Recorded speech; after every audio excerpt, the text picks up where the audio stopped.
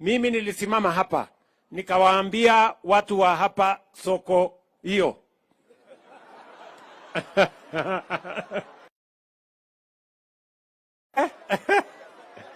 Sasa sitaki kusema leo kwa sababu hii soko tunabadilisha jina. Ama namna gani? Tunaziita sasa soko biashara. Si ndio? Tumekubaliana? Nataka tupitishe resolution jameni, tutoe hii Soko Mjinga tuweke soko biashara. Mnakubaliana? Tupige kura. Wale wanakubali? Haya. As many as... kumbe nyinyi mnaelewa mambo. So hii soko yetu tumekuja hapa leo kwa sababu Waswahili wanasema ahadi ni nini? Na dawa ya deni si ni kulipa. Nimekuja hapa kuanzisha phase 1. Kuna phase 2 itafanyika baada ya miezi 6. Tunataka hii soko iwe imekamilika. Miezi ngapi? Wewe contractor, na contractor ni mama, sasa anaelewa maneno vizuri. Anaelewa uchungu ya kupigwa na jua na mvua kina mama wenzake. So hii soko ndani ya miezi 6 itakuwa imekamilika. Na nikuja kufungua hiyo, nitakuja kuanzisha phase 2 kwa sababu nataka soko kubwa hapa ili nyinyi mtusaidie kulisha watu wa Nairobi jameni. Tumekubaliana? Na sio hii soko peke yake tunajenga. Tulisema kina mama vile vile wale wa mama mboga watafanya biashara mahali kuna heshima na usafi na maji na stima. Si namna hiyo? Pia tunajenga soko ingine pale Kimende. Tunajenga soko ingine Kagwe. Tunajenga soko ingine pale Nyambari. Tunajenga soko 26 mpya hapa Kiambu County. Nimeweka pesa bilioni 1.5 ya kuweka masoko hapa ndio tuhakikisha kwamba wafanyabiashara wetu wote wanafanya biashara mahali penye usafi, mahali penye kuna cold room, na vile vile itatusaidia kupunguza ile chakula inaharibika. Kwa sababu hapa katika hii mjengo tutakuwa na mahali ile mboga imebaki, ile ndizi imebaki inawekwa cold room ndio kesho tuweze kutumia tena, tusipoteze chakula na tupoteze mboga kwa sababu ya hali ya usafi ama kukosekana kwa mambo ya cold rooms. Tumeelewana? Tuko pamoja jameni? Vile vile leo Kiambu hii nimekuja pia kuanzisha barabara. Kuna barabara za Maumau zilikuwa zimekwama. Na mimi nataka niwahakikishie nimeongea na wahisani wa sehemu mbalimbali. Ile tatizo kubwa tulikuwa naye ni ile tumemaliza juzi. Tumemesikia juzi tulikuwa na Eurobond ambayo ilikuwa inatusumbua. Madeni ilikuwa imetuangaisha. Watu wale wa BBI na Rege waliimba mpaka madeni ikaenda mrama. Karibu dunia inapigwa mnada. Mnajua hivyo? So juzi tumeweka mpango kamili na leo nataka niwaambie sasa tumepata pesa ya kulipa madeni ya Kenya. Na sasa ile mpango yetu ya maendeleo tunakuja kuianzisha rasmi kwa sababu ile changamoto kubwa tulikuwa nayo ya madeni ambayo ilikuwa inasukuma nchi yetu mahali pabaya. Karibu nchi yetu inapigwa mnada, karibu tunawekwa jina mbaya. Sasa mimi nataka niwaambie we have stabilized our economy and our country is now going to march forward into the future with confidence. Tumeelewana jameni? Tuko pamoja? So nimekuja kuanzisha hiyo mabarabara hapa ya Maumau. Tuko na karibu kilomita 200 ambazo lazima tutengeneze. Kuanzia hapa Kiambu, kwenda kule Murang'a, kwenda mpaka Nyeri, kwenda mpaka Eastern kule Embu, mpaka Meru, kwa sababu tunataka kuhakikisha ya kwamba usafiri inafanyika kwa njia ya rahisi, tufanye biashara, tuzalishe uchumi, ndio tuweze kupeleka taifa letu la Kenya mbele. Tumekubaliana jameni? Vile vile leo Ijumaa kesho kutwa nitakuwa hapa Kiambu tena kwa sababu tuko na mpango ya affordable housing. Mimi niliwaeleza ya kwamba ajira tutapanga ya hawa vijana. Vijana muko? Vijana wa Kiambu muko? Nilisema tutapanga ajira ya hawa vijana kwa sababu hakuna nyumba, hakuna boma haina mtoto amemaliza shule lakini yako nyumbani hana kazi. Watoto 2 3 wako nyumbani. Ni kweli ama si kweli? Na lazima tuwe na mpango. Haiwezekani ya kwamba tunaona watoto wetu wanahangaika madukani, wanahangaika vijijini, na kama serikali hatuna mpango. Kama tuko na mpango ya kusomesha watoto wetu, lazima vile vile tuwe na mpango ya vile watapata ajira. Na ndio sababu tumeweka mpango mkubwa wa affordable housing. Hiyo affordable housing tunataka iajiri vijana 1,500 kila mwaka. Nikiongea na nyinyi saa hizi, in the last 1 year, mahali tumeanzisha, sasa tuko na watu vijana 1,130 wanafanya kazi katika program ya affordable housing. Kama ile nilikuja kuanzisha Thika pale, kama ile nilikuja kuanzisha Ruiru. Sasa tuko na awamu ya pili, tunarudi hapa from Friday. Tuko na nyumba 31,000 sasa Kiambu ambazo tumefanya procurement, na tunahitaji vijana 60,000 watakaofanya kazi hiyo. Vijana wa hapa Lari, muko tayari? Ama nyinyi ni wale wa kuchagua jembe? Si tulikubaliana wera ni wera? Pale iko kazi ya architect, quantity surveyor, engineer, plumber, electrician, stone fixer, nini, hata mtu ya mkono. Nyinyi mtashindwa hiyo kazi? Si hiyo kazi tutafanya? Hata watu wa kutuletea kufanya kazi huko kwa kampuni ya simiti. Tunahitaji watu wengi wa kufanya kampuni huko ya chuma. Tunahitaji transporters. Tunahitaji watu wengi wa kware na mawe na kokoto na nini. Kwa sababu tunataka kuhakikisha ya kwamba vijana wa Kenya wanapata ajira. Vijana wetu mko tayari kwa hiyo kazi? Ya pili, tumekubaliana kwa mambo ya ajira. Huyu mjumbe wenu atapanga mambo ya kazi ya mtandao ama digital jobs. Vile mumesikia, kila ward tunaweka ICT hub. Tumebadilisha sheria bunge. Mimi mwenyewe nimeweka sahihi sheria mpya ya CDF. Sasa CDF itajenga ICT hub katika kila ward, na tutaweka kompyuta, tutaweka mtandao, tutakuwa na walimu, tutaweka internet, na tayari tumenegotiate nafasi ya ajira, digital jobs ya vijana wa Kenya. Mimi nataka vijana wa hapa Lari, nyinyi mko tayari kwa hiyo kazi?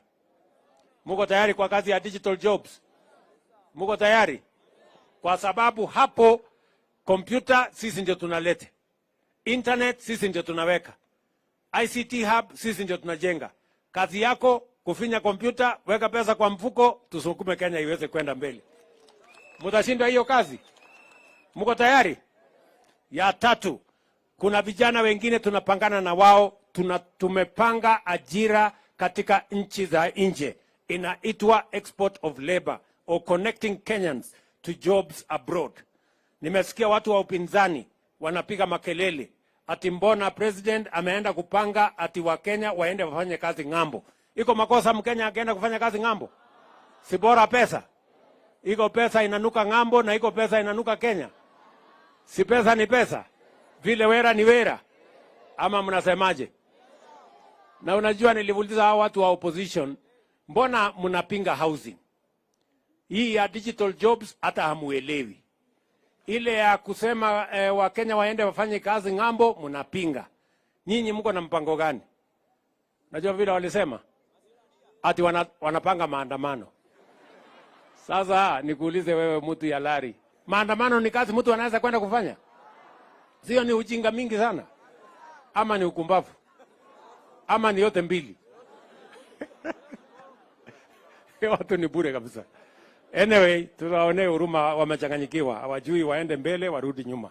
So nyinyi tupangane na kazi hiyo, tusukume iende mbele, na mimi nataka niwahakikishie kazi hiyo tutafanya kwa pamoja.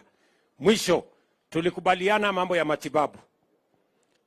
Na tukakubaliana ya kwamba tupange vile tutahakikisha kwamba kila Mkenya aziuze nyumba yake, aziuze mali yake tena kwa mambo ya kulipa gharama ya hospitali.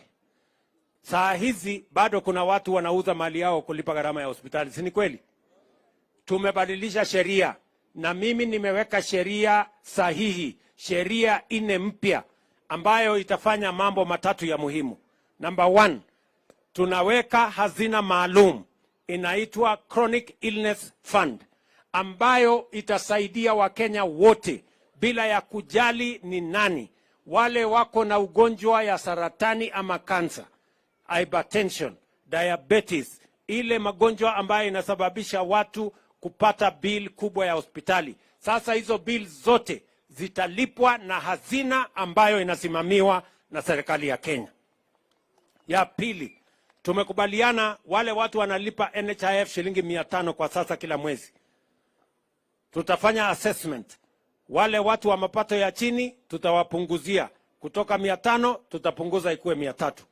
Na wale watu hawana uwezo kabisa, wale wa chini hawana uwezo, serikali ya Kenya tumeamua tutalipia Wakenya wale wa chini, ndio kila Mkenya awe na bima ya afya, aende hospitali, atibiwe na aende nyumbani bila ya kuulizwa pesa yoyote. Tumekubaliana? Alafu jameni, mnasikia ati kuna watu wanapinga hiyo maneno. Sasa unashangaa huyu mwenye anapinga sijui ametoka dunia gani. Utaki tupunguzie mtu mwenye hana uwezo, utaki tupunguze kutoka 500 mpaka 300, unataka afanye nini? Hutaki tumulipie huyu mwenye hana uwezo hapa chini, unataka hangaike mpaka siku gani? Utaki tuwe na fund ambayo itasaidia wale badala ya kuuza ng'ombe, wauze mali yao, waende walipe hospitali, sisi tulipe kama serikali. Unataka wauze ng'ombe mpaka siku gani ama wauze mali yao mpaka siku gani? Mimi nataka niwaulize ndugu zangu. Si tumekubaliana tuanze hapa chini? Ndio sababu tumeweka mambo ya community health promoters. Nikiongea na nyinyi, tuko na community health promoters 1,100 Kenya. Tumekubaliana na hawa governors. Kila governor ame-identify community health promoters kwake, na tumepatia equipment ndio waweze kushughulikia mahitaji yenu ya matibabu kule vijijini. Wanaweza kukupima, wakupime sukari, wakupime pressure, wakupime nini, ndio ujue hali yako ya afya. Kama wewe ni kwa kwenda hospitali uambiwe, kama wewe ni wa kukula Panadol uambiwe, kama wewe ni wa kufanya nini uambiwe mapema. Mwingine utaambiwa wachana na kunywa sukari, ukubali. Ukiambiwa wacha kukula nyama uwache. Ukiambiwa usiwache kukunywa maziwa uwache. Ama namna gani? Ukiambiwa wacha pombe uwache. Ama namna gani? Tunaelewana? So otherwise tupangane namna hiyo. Mimi nimefurahi sana kufika hapa Kiambu siku ya leo. Leo tumekuja shughuli yenu ya maendeleo. Nimewaambia hizi soko tuko nazo 26 hapa Kiambu. Tuko na mambo yenu ya barabara, tuko na mambo ya afya, na pia mjumbe wenu wametuambia ya kwamba kuna matatizo hapa ya shamba. Hiyo maneno yenu ya shamba nitatuma Alice Wahome, waziri wetu wa mambo ya ardhi na makao, atakuja hapa tufanye gazettement, tuwarudishie mambo yenu, kila mtu apatiwe title, tuendelee na kazi. Si namna hiyo? Nyinyi mtajipanga. Wewe Mheshimiwa Kahangara, pangana na Alice Wahome, nitamtuma upange na wananchi hawa. Mwananchi yoyote asitulumiwe, kila mtu apatiwe haki yake. Tumekubaliana watu wa Lari? Neguo karatiguo kabisa. Mnasema tuendelee, tupange barabara, tujenge soko hii, tuunganishe stima, hawa vijana tuwapangie ajira. Mimi nataka niwaambie hiyo ndio kazi ambayo mmetupatia, na tunafanya kazi kwa pamoja na tunashirikiana kwa pamoja. Mimi nataka niwashukuru sana watu wa Kiambu. Mmenipatia viongozi ambao wanafanya kazi pamoja na mimi. Na wale viongozi wote kutoka Moses Kuria, waziri wetu, nimeshughulika na yeye, na Msukuma anafanya kazi mzuri. Huyu Kimani Ichung'wah, yeye ndio leader wa majority kule bunge, anafanya kazi ya wanaume 10 kule bunge. Niko na hawa wengine wote. Huyu Karongo wa Dhang'wa, yeye ndio chairman ya mambo ya barabara kule Senate. Tunafanya kazi na wao, wanafanya kazi mzuri.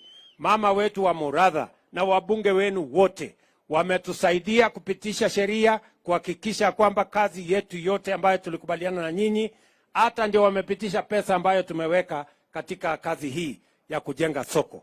Hawa viongozi wenu tafadhali muwashikilie ndio wafanye kazi yenu, na hapa wa Matangi na MCAs wetu wafanye kazi, sisi wote pamoja tuungane, tushirikiane, ndio tupeleke taifa letu la Kenya mbele. Tunaelewana jameni? Sisi wote tuungane, kutoka serikali ya kitaifa na serikali ya kaunti, tufanye kazi kwa ushirikiano na tusukume hii gurudumu pamoja. Si namna hiyo? Maneno ya siasa tungojee kidogo. Tulizeni boli. Mambo bado. Unajua sasa watu wameanza kujipanga hapo, maneno. Mambo bado, ngojeni. Ama namna gani? Kama wewe unatafuta kazi ya MCA, ngojea kidogo. Huyu MCA mwenye yako asukume kidogo mpaka pale, ikibaki miezi 6 ukuje kiwanja. Hata yule ambaye unataka mjumbe, ngojea kidogo. Ama namna gani? Na wala wanatafuta ile kitu kingine yote hata ya gavana, ngojeni kidogo. Hata ya senata ngojeni kidogo. Ama namna gani? Si ndio? Hawa wengine walikuwa wanashindana na mimi nitawasota, msijali.